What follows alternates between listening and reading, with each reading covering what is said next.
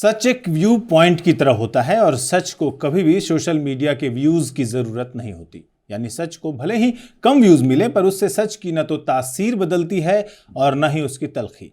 मशहूर शायर जिगर मुरादाबादी का एक शेर है कि सदाकत हो तो दिल सीनों से खींचने लगते हैं वाइज। सदाकत हो तो दिल सीनों से खींचने लगते हैं वाइज, हकीकत खुद को मनवा लेती है, मानी नहीं जाती। यह है आवाज द वॉइस और आप देखना शुरू कर चुके हैं द मंजीत ठाकुर शो। आज हमारे एपिसोड का विषय है, क्या दलित मुसलमानों को मिलेगा उनका हक। इस मसले पर बात करेंगे कुछ ऐसे लोगों से जिन्होंने इस मसले पर बहुत सारा काम किया है और जो दलित मुसलमानों की आवाज बनते रहे। मैं आप किसी भी अपने अशराफ दोस्त से बात करेंगे तो 10 लाइन के बाद 11वीं लाइन में वो जरूर कहेगा कि मैं फलाने की नस्ल का हूँ, मैं फलां जगह से आया हूँ और मैंने हुकूमत किया इस देश पे। वो हमेशा हमें याद दिलाते रहते हैं कि हम विजित हैं, हम विजित मुसलमान हैं और वह विजेता मुसलमान है। संवाद में दलित मुसलमानों पर लेंगे राय संपादक मलिक असगर हाशमी की। अशराफ में हो गए आपके सैयद, पठान, शेख, तो ये जो लोग हैं ये जहाँ पे हावी हो जाते हैं वो फिर कहीं किसी और को पनपने नहीं देते। दिखाएंगे आपको उत्तराखंड के जंगलों में लगी आग की ग्राउंड रिपोर्ट। अयोध्या में बनने वाली मस्जिद में हिंदुओं ने दिया सबसे अधिक चंदा। और आखिर में कश्मीर के मुस्लिम सिंगर ने कैसे शंकराचार्य के शिव सूत्र को दिया संगीत। जब भी हम छुआछूत की बात करते हैं हमेशा हिंदुओं में इस कुप्रथा का जिक्र होता है। इस पर बहुत चर्चा भी हुई है, लेकिन भारत के मुसलमानों के बीच छुआछूत पर बमुश्किल ही बात की गई है। इसकी एक वजह तो यह है कि सैद्धांतिक रूप से इस्लाम में जाति प्रथा नहीं है और ये सभी मुस्लिमों को बराबर मानता है। जानकारों का कहना है कि भारत की आबादी में 14% से अधिक मुसलमान हैं और अनुमान है कि 2021 की जनगणना के जब आंकड़े आएंगे ये संख्या अंदाजन 20 करोड़ के आसपास हो जाएगी। उनमें से ज़्यादातर लोग स्थानीय हैं जिन्होंने अतीत में कभी धर्म परिवर्तन किया है। यह भी माना जाता है कि इनमें से अधिकतर ने जाति प्रथा में मौजूद उत्पीड़न से बचने के लिए इस्लाम ग्रहण किया था। सामाजिक रूप से पिछड़े मुसलमानों के एक संगठन के प्रतिनिधि एजाज अली के अनुसार मौजूदा भारतीय मुसलमानों की 75% आबादी दलित है और ये पसमानदा कहे जाते हैं। हालांकि एक अन्य जानकार इस आबादी को 85% तक मानते हैं। डॉक्टर आफ्ताब आलम एक राजनीति विज्ञानी है और उन्होंने अपने एक लेख में कहा है कि भारत और दक्षिण एशिया में रहने वाले मुसलमानों के लिए जाति और छुआछूत जीवन की एक सच्चाई है।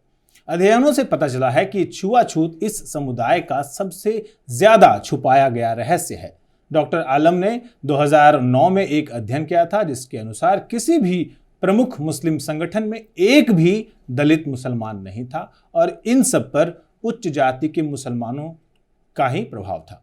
अब कुछ शोधकर्ताओं के समूह ने एक बड़ा अध्ययन किया जो उत्तर प्रदेश के 7000 गांवों में कि भारतीय मुसलमानों के बीच भी छुआछूत का अभिशाप मौजूद है। उनके अध्ययन के कुछ निष्कर्ष बताते हैं कि दलित मुसलमानों के बड़े हिस्से का कहना है कि उन्हें गैर दलितों की ओर से शादियों की दावत में निमंत्रण नहीं मिलता है।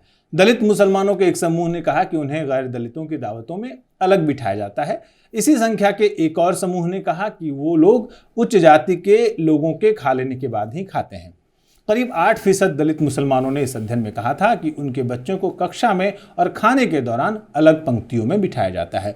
कम से कम 1/3 ने कहा कि उन्हें उच्च जाति के कब्रिस्तानों में अपने मुर्दे नहीं दफनाने दिए जाते, या तो वो उन्हें अलग जगह दफनाते हैं या फिर मुख्य कब्रिस्तान के कोने में। इसका मतलब ये भी है कि भारत में भले ही आप जाति को छोड़ दें लेकिन जाति आपको नहीं छोड़ती है। मुख्य धारा में अल्पसंख्यक विमर्श व्यावहारिक रूप से मुस्लिम विमर्श ही कहलाता है और देखा जाए तो ये पूरा विमर्श मुस्लिम समाज को बराबर मानकर चलता है। क्या ये बात सही है? क्या इस बात में सच्चाई है? अगर हम तथ्यों को देखें तो पता चलता है कि मुस्लिम समाज कभी भी एक इकाई नहीं रहा है। यहाँ साफ तौर पर बाहर से आए हुए देशी और विदेशी लोगों का विभेद है। इस्लामी फिक्र यानी विधि जो है उसमें इस्लामी इतिहास की किताबों में भी अशराफ, अजलाफ और अर्जाल का वर्गीकरण मिलता है। अजलाफ और अर्जाल को सामूहिक रूप से पसमानदा कहा जाता है, जो पीछे रह गए। पसमानदा शब्द का अर्थ होता है जो पीछे रह गए हैं। इनमें मुस्लिम धर्मावलंबी, आदिवासी, दलित और पिछड़ी जातियां आती हैं। लेकिन यह समस्या सिर्फ भारत में ही नहीं है, पूरी दुनिया में मुस्लिम समाज में नस्लवाद या जातिवाद मौजूद है और इसे आप ऊंच नीच भी कह सकते हैं। तुर्की में काली पगड़ी केवल सैयद ही बांध सकता है। भारत में भी ऐसा देखने को मिलता है।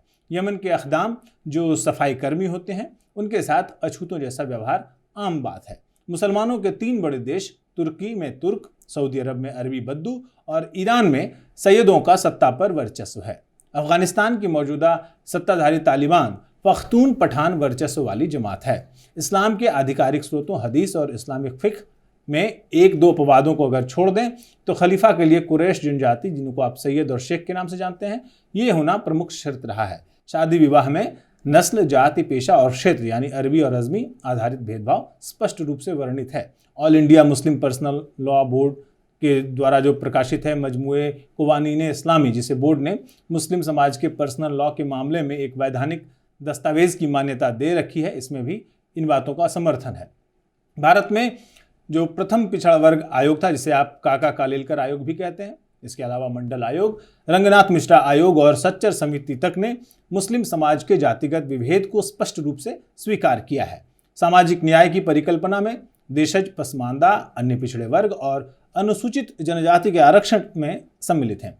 स्थिति इतना स्पष्ट होने के बाद भी अशराफ वर्ग इससे इनकार करता है और कहा जाता है कि मुस्लिम समाज में जातिवाद या नस्लवाद नहीं है, और अगर किसी ने इसे माना भी तो ये कहा कि अभी इस पर बात करने का सही समय नहीं है, अभी पूरी कौम खतरे में है, इस्लाम खतरे में है। इस प्रकार पूरे मुस्लिम समाज को एक जैसा, बराबर या समरूप दिखाकर अल्पसंख्यक और मुस्लिम के नाम पर पसमानदा की सभी हिस्सेदारी अशराफ की झोली में चली जाती है, जबकि पसमानदा की आबादी कुल मुस्लिम आबादी का 85% है। लेकिन सत्ता में, चाहे वो न्यायपालिका हो, कार्यपालिका हो या विधायिका हो, या मुस्लिम कौम के नाम पर चलने वाले इदारे हों, संस्थान हो, गैर सरकारी संगठन, NGO हो, जो भी हो, पूरे मुस्लिम समाज के नुमाइंदगी का जो दावा करती हैं उनमें भारतीय मूल के आदिवासी, दलित और पिछड़े मुसलमानों की भागीदारी लगभग शून्य है। ये बात अब साफ हो चुकी है कि अशराफ अल्पसंख्यक राजनीति के नाम पर पसमानदा की भीड़ दिखाकर सिर्फ अपना हित साधता रहा है, ऐसा कई लोग आरोप लगाते हैं।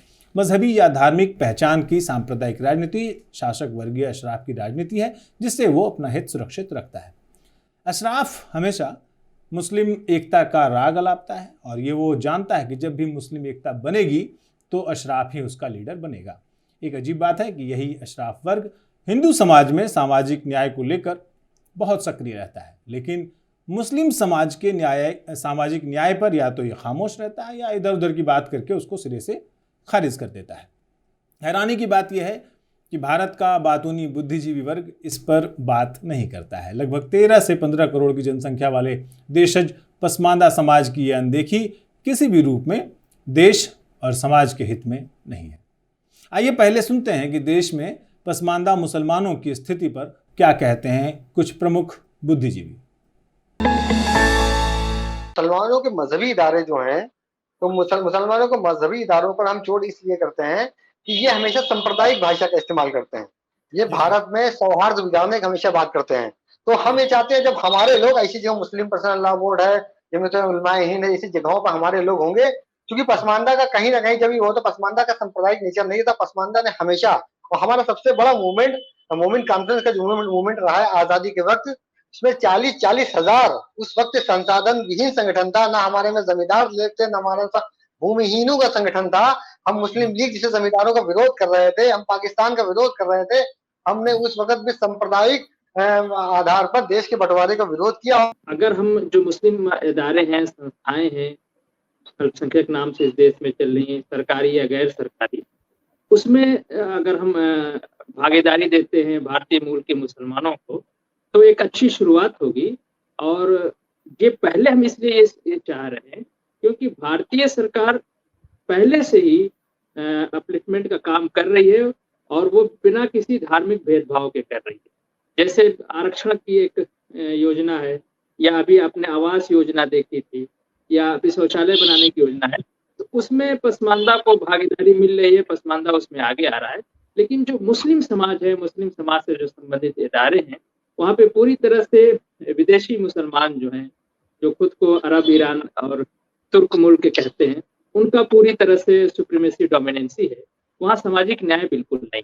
तो मैं समझता हूँ कि जब सामाजिक न्याय की बात हो रही है तो घर से शुरुआत होनी चाहिए। ये अशराफ वर्ग जो है वो खुद क्लेम करता है, वो खुद को विदेशी कहता है। और अपने आप किसी भी अपने अशराफ दोस्त से बात करेंगे तो 10 लाइन के बाद 11वीं लाइन में वो ज़रूर कहेगा कि मैं फलाने की नस्ल का हूँ, मैं फला जगह से आया हूँ और मैंने हुकूमत किया इस देश पे। तो इस तरह की बात उनकी डेली रूटीन में है। वो हमेशा हमें याद दिलाते रहते हैं कि हम विजित मुसलमान हैं और वो विजेता मुसलमान। हम कहते हैं 4-5 पार्लियामेंट के मेंबर जीत करके आ सकते थे रिजर्व सीट से, 10-20-50 जो है वो एमएलए जो है रिजर्व सीट से आ सकते थे। जिन रिजर्व सीट को रिजर्व किया गया है उसमें किसी में 40-50% जो है मुस्लिम है, तो जाहिर सी बात है मुस्लिम धोबी अगर लड़ता तो वो जीत के आ सकता था। तो ये इस तरीके से ये भी रास्ता रोका गया। क्या 3 कैबिनेट में मिनिस्टर नहीं थे जब 1950 में जो है वो ये रोक लगी?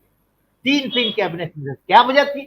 वो अशराफ थे, एक मक्का का रहने वाला था, एक कहीं का रहने वाला था। तो ये सब जो है खुली आंखों का खेल है। मैं अपने हिंदू भाइयों से निवेदन करना चाहता हूँ कि वो इस चीज को देखें कि हिंदुस्तान का बंटवारा करने वाले लोग एक डिवीजन कराने के बाद भी आज भी खामोश नहीं। जब अशराफों के कहने से पसमानदा के वोट मिल जाते हैं, जब इमाम बुखारी की रिपोर्ट के ऊपर जो है वो वोट मिल जाता है तो काम चल जाता है। तो क्या जरूरत है कि हिंदुस्तानी मूल के मुसलमान की बात को आप उनको आप एजुकेशनल इंस्टीट्यूट्स में जो माइनॉरिटी इंस्टीट्यूशंस बने हैं एएमयू में और वगैरह में आप उनको आप रिजर्वेशन तक देने को तैयार नहीं है। और आप देखिए सोशल जस्टिस आंदोलन, सामाजिक न्याय आंदोलन हिंदुओं में किस हद तक चला गया है और उसको आप इस्लाम में हिंदुस्तानी मुसलमानों में क्यों डिनाई कर रहे हैं। तो उन्होंने एक बड़ी दिलचस्प बात कही, हाशिम साहब आपकी भी तवज्जो चाहूंगा। उन्होंने कहा कि साहब देखिए इस्लाम कास्टिज्म की इजाजत ही नहीं देता है, ना कोई बंदा रहा ना कोई बंदा रहा। उन्होंने कहा अगर हम इसको कास्ट के आधार पे अपनी ही कौम को जज करते हैं या एड्रेस करते हैं, अपनी कौम को अगर हम जाति आधार पे देखते हैं तो हम इस्लाम से ही खारिज हो जाएंगे। उन्होंने कहा कि साहब आप जहां से इस्लाम आया है वहां कास्टिज्म नहीं था। तो और हमने कहा हिंदुस्तानी मुसलमानों के संदर्भ में मिडिल ईस्ट का वो कानून और या मिडिल ईस्ट का वो थॉट कितना चलेगा। उन्होंने कहा कि साहब जब हिंदुस्तानी मुसलमान मिडिल ईस्ट की किताब पढ़ रहा है और जब हिंदुस्तानी मुसलमान उनकी जुबान में अजान दे रहा हो और नमाज पढ़ रहा है तो फिर कानून भी तो उन्हीं का चलेगा ना। हमारे पिछड़ेपन का बहुत बड़ा कारण राजनीतिक पिछड़ापन है। इसलिए पसमानदा आंदोलन जो है, जो हमारा पसमानदा महाज है खास करके, तो हम लोग का सबसे ज्यादा फोकस जो है सियासी हिस्सेदारी के ऊपर है। क्योंकि सियासी हिस्सेदारी, जैसे कि हमारे यहाँ मोमिन काउंसिल का अब्दुल कयूम अंसारी नेता हुआ करते थे, जब बिहार में सरकार बनी तो उन्होंने पसमानदा बहुल एरियाज में बहुत से स्कूल्स खोले जिससे कि पसमानदा में तालीमी मायार कुछ सुधार हुआ। इसी तरीके से जब हमारी राजनीतिक भागीदारी होगी तो हम पसमानदा बहुल एरियाज में कुछ स्कीम्स के थ्रू, कुछ योजनाओं के थ्रू, कुछ अलग अलग तरह से डेवलपमेंट हम करा सकते हैं। जब हमारी ऑपरेस ये है कि संसद में, विधानसभा में अपने मसाइल, अपने मुद्दों को रख सकते हैं। पसमानदा की सबसे बड़ी आबादी है अंसारी और कुरैशी। लगभग टोटल मुस्लिम आबादी का 40% और पसमानदा आबादी का आधी आबादी, पसमानदा आबादी की 50% आबादी जो बुनकर समाज से ताल्लुक रखती है, तो उनके सामने बुनकरों को बिजली की समस्या रही। तो जो भी तथाकथित मुस्लिम लीडरशिप थी, हमारे मुस्लिम रहनुमा थे, हमारे मुस्लिम मौलाना था या मुस्लिम इदारे थे या मुस्लिम मरकज थे, जो भी हमें लीड कहीं ना कहीं डायरेक्टली या इनडायरेक्टली लीड हमें कर रहे थे, तो हमारे जो मूल मुद्दों पर कभी उनका चर्चा का विषय नहीं बना। कुरैशियों पर तमाम गोश्त की समस्याएं आई और अभी भी चल रही हैं, तो उनके निराकरण के लिए कभी चाहे मुस्लिम पर्सनल लॉ बोर्ड से लेकर जितने भी धार्मिक संस्थाएं, हमारे धार्मिक मजहबी इदारे हैं, कहीं पर से कोई आवाज नहीं निकली। जितने भी दलित नेता हुए, किसी ने दलित और पसमानदा की बात नहीं की, दलित मुस्लिम एकता की बात की। तो ओवैसी साहब की भाषा वो पहले बोल चुके हैं, ओवैसी साहब उसी को अपडेट कर रहे हैं। अच्छा जी, आप समझे इस बात को। आज तक बाम से किसी भी बहुजन आंदोलन ने पसमानदा की बात नहीं की, मुसलमानों की बात की। तो ओवैसी साहब भी वही बोल रहे हैं। ओवैसी साहब, उनकी भाषा में बहुत अंतर नहीं है, वो हमारे कभी थे ही नहीं। मेश्राम साहब ने कहा मेश्राम साहब 85 बनाम 15 का नारा देते थे और जय मूल निवासी का नारा देते थे। मैंने कहा 85 बनाम 15 में 15 में ब्राह्मण क्षत्रिय वैश्य हो गया और 85 में बाकी सब हो गए, लेकिन मूल निवासी में हमारा सैयद नहीं आता, हमारा शेख नहीं आता। ये आप कैसे कह रहे हैं कि 85 बनाम 15 भी चलेगा, जय मूल निवासी भी चलेगा? दोनों नारे एक साथ कैसे चल सकते हैं? और भारत में क्या दलित मुसलमानों को उनका हक मिलेगा? इस मसले पर बात करने के लिए आज हमारे साथ आवाज़ द वॉइस हिंदी के संपादक मलिक असगर हाशमी साहब हैं। हाशमी साहब, क्या वाकई ये जो कहा जाता है कि मुसलमान मस्जिद के अंदर तो मुसलमान होता है लेकिन बाहर जाते ही पसमानदा अशराफ अर्जाल में अलग अलग हो जाता है, क्या आरोप सही है? कितनी सच्चाई है? एक मशहूर शेर है, एक ही सफ़ में खड़े हो गए महमूद अयाज, ना कोई बंदा रहा ना बंदा नवाज। ये मस्जिद के अंदर की बातें हैं। हाँ। मस्जिद के बाहर जो तस्वीरें हैं वो थोड़ी सी उल्टी हैं। हम शायद अब तो मस्जिदों में भी मारा मारी हो गया है और पसमानदा ये नहीं, अब उसमें इतने फ़िरका आ गए हैं मुसलमानों के बीच में भी कि आप एक फ़िरके को मानते हैं तो दूसरे फ़िरके में अब नमाज पढ़ना बड़ा मुश्किल हो जाएगा, मतलब मारपीट की नौबत आ जाती है। ये तो मुसलमानों की स्थिति है, लेकिन हकीकत भी ये है कि कहा तो बुनियादी तौर पे यही कहा गया है कि एक ही सफ़ में खड़े हो गए महमूद अयाज, यानी कि राजा और रंग एक ही सफ़ में खड़े हो गए नमाज के वक्त में जो कतारें लगती हैं, लेकिन बाहर जो है उसकी तस्वीर बिल्कुल अलग है। और इसमें कोई दो राय नहीं कि कुछ ख़ास जातियाँ जो हैं वो काबिज़ हैं पूरी तरह से, ख़ास तौर से जैसे अशराफ में हो गए आपके सैयद, पठान, शेख। तो ये जो लोग हैं ये जहाँ पे हावी हो जाते हैं वो फिर कहीं किसी और को पनपने नहीं देते। आप जितना भी उठा के देख लीजिए, जितने भी संगठन हैं मुसलमानों के, जितने भी ऑर्गेनाइजेशन हैं, उनके परिवार के लोग यही लोग काबिज़ हैं। मतलब हमें तो ये भी लगता है कि जो अशराफ में भी हैं वो भी वहाँ तक जिनकी हैसियत नहीं है, जो आर्थिक रूप से कमज़ोर हैं, सामाजिक रूप से कमज़ोर हैं, उन तक भी उनकी पहुँच नहीं है। तो जो पसमानदा हैं उनकी कहाँ उन तक पहुँच होगी, चूँकि वो जिस आप सच्चर कमेटी और रंगनाथ आयोग की बात कर रहे हैं, तो उनकी रिपोर्ट में भी ऐसे लोगों का ही जिक्र है जो हम जब बात करते हैं, दिक्कत ये है हमारे देश के लिए कि जब हम मुसलमान की बात करते हैं तो इकट्ठा हम बात करते हैं। हम जो है जैसे हिंदू समाज में अगड़ी जाति पिछड़ी जाति करके बात करते हैं, वैसा इसमें बात नहीं होती। इसकी वजह से जो पिछड़ी जाति के मुसलमान हैं उनके साथ पूरी तरह से इंसाफ नहीं होता। जब वो हिस्सेदारी मांगने लगे हैं, अब बज़ाब्ते उनकी आवाज़ उठने लगी है, उनकी बैठकें होने लगी, किताबों के माध्यम से भी, अलग अलग प्लेटफॉर्म से भी वो अपनी बात कहने लगे हैं, अपना अधिकार मांगने लगे हैं। अच्छा, ये दर्शकों को ये जानना बड़ा ज़रूरी है कि ये जो 3 वर्ग हैं जो हम अर्जाल कह रहे हैं या पसमानदा कह रहे हैं और अशराफ, वो होते कौन हैं? तो पसमानदा जो है वो तो हम ऐसे कर लेते हैं, इकट्ठे कर लेते हैं, पिछड़ी जाति और जो दलित मुसलमान हैं, तो ये वो हैं, और वो हम उनको इकट्ठा करके फिर हम पसमानदा कह लेते हैं उसको। तो ये वो हैं वो आपको, तो वो जो काम करने वाले हैं, जैसे हिंदुओं में भी होता है नाली सफाई करने वाला, मतलब जो सफाई कर्मी, जो सफाई कर्मी निचले दर्जे का है वो अर्जाल है वो। उसके बाद जो थोड़ा सा है, जो दुनिया है, जो बुनकर है वो, फिर तो इस तरीके से जैसे हिंदुओं में है वैसे ही मुसलमानों में भी है, यानी जाति ने नहीं छोड़ा है। हाँ, जाति आप जाति को छोड़ दें। हाँ, भारत में आप हैं तो फिर जात आपको नहीं छोड़ता, जात आपको नहीं छोड़ता। अच्छा, ये भी आरोप है कि जो दीनी तालीम है वो जानबूझकर पसमानदा लोगों के हिस्से में रखी जाती है और जो अशराफ हैं वो अपने बच्चों को अंग्रेजी पढ़ाते हैं। ये आरोप कितना? देखिए, वो उसको इस तरह से देख सकते हैं कि चूँकि अशराफ है, वो उन्होंने जितने नवाब जितने थे वो सब अशराफ ही थे, ठीक है। तो उनके पास पैसा था, सामाजिक रूप से वही विकसित थे, उनको भाव भी दिया जाता था समाज में जो है। अभी देखिए बीजेपी की जो सरकार आई है, तो यूपी में इस बार मुसलमानों को इस पर गौर करना चाहिए। यूपी में इस बार एक पिछड़ी जाति के मुसलमान को मंत्री कैबिनेट में पसमानदा मुसलमान को लिया गया है। अब जो अशराफ हैं, इससे पहले जो थे उसमें मंत्री वो अशराफ वर्ग से थे, अब उस पर भी मतलब चर्चा होने लगी कि इनको क्यों लिया।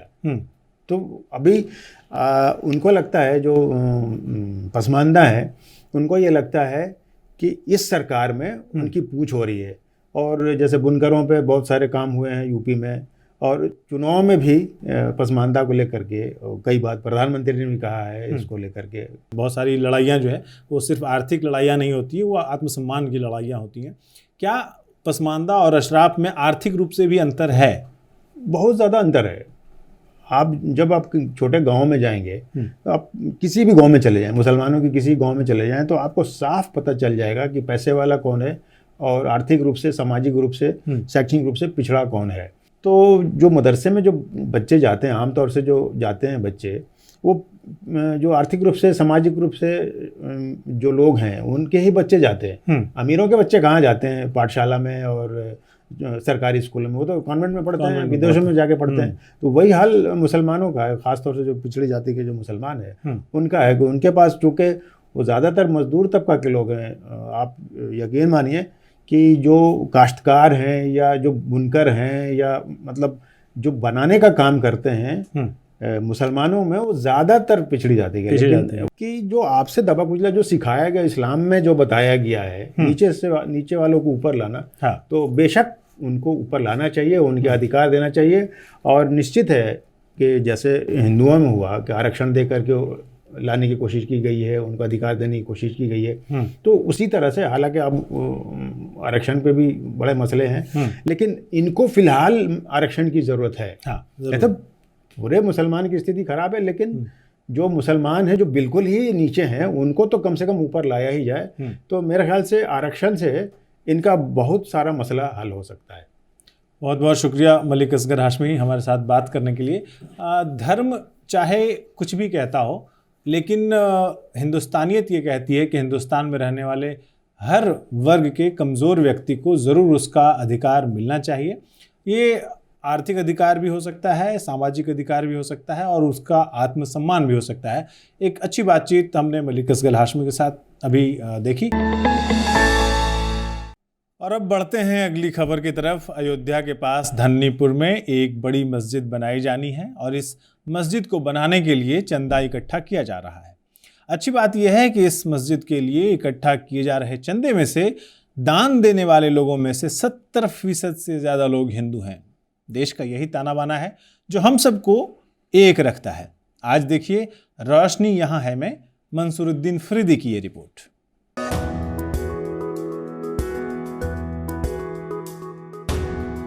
आज के जमाने में देखिए हिंदुओं का दूसरा रुख। अयोध्या में मस्जिद निर्माण में हिंदुओं ने दिखाई दिलचस्पी। मस्जिद निर्माण के लिए 70% फंड हिंदुओं से आ रहा है। Indo Islamic cultural foundation trust के सचिव अतर हुसैन ने आवाज द वॉइस को बताया, अयोध्या में मस्जिद निर्माण के लिए ज्यादातर ऑनलाइन चंदा हिंदुओं से आ रहा है। राम जन्मभूमि पर फैसले के बाद अयोध्या में भव्य मस्जिद बनने वाली है। मस्जिद का निर्माण वैकल्पिक स्थल पर अभी शुरू होना बाकी है। कोविड वेव के दौरान एक ट्रस्टी कैप्टन अफजल खान की डेथ ने प्रोजेक्ट को धीमा कर दिया। मस्जिद ट्रस्ट के सामने आज सबसे बड़ी समस्या क्षेत्र विकास शुल्क में वृद्धि होना है। जैसे ही मस्जिद की जमीन आवंटित की गई और ट्रस्ट की स्थापना की गई, दान करने वालों में 60% हिंदू थे। इंडो इस्लामिक कल्चरल फाउंडेशन इस विशेष परियोजना के लिए उत्तर प्रदेश सरकार और राज्य सुन्नी सेंट्रल वक्फ बोर्ड द्वारा गठित एक ट्रस्ट है। अयोध्या के फैसले में सुप्रीम कोर्ट द्वारा आवंटित 5 एकड़ जमीन पर मस्जिद परिसर का निर्माण किया जाना है। संरचना में एक मस्जिद, एक अस्पताल, एक संग्रहालय, एक संग्रह केंद्र और कौशल विकास और इस्लामी अध्ययन के लिए एक प्रशिक्षण केंद्र शामिल है। अयोध्या से धन्नीपुर गांव में प्रस्तावित मस्जिद के बारे में यह दिलकश सच्चाई भारत की मजबूत समावेशी परंपराओं को दर्शाती है। मंसूरुद्दीन फरीदी की रिपोर्ट, आवाज द वॉइस, दिल्ली।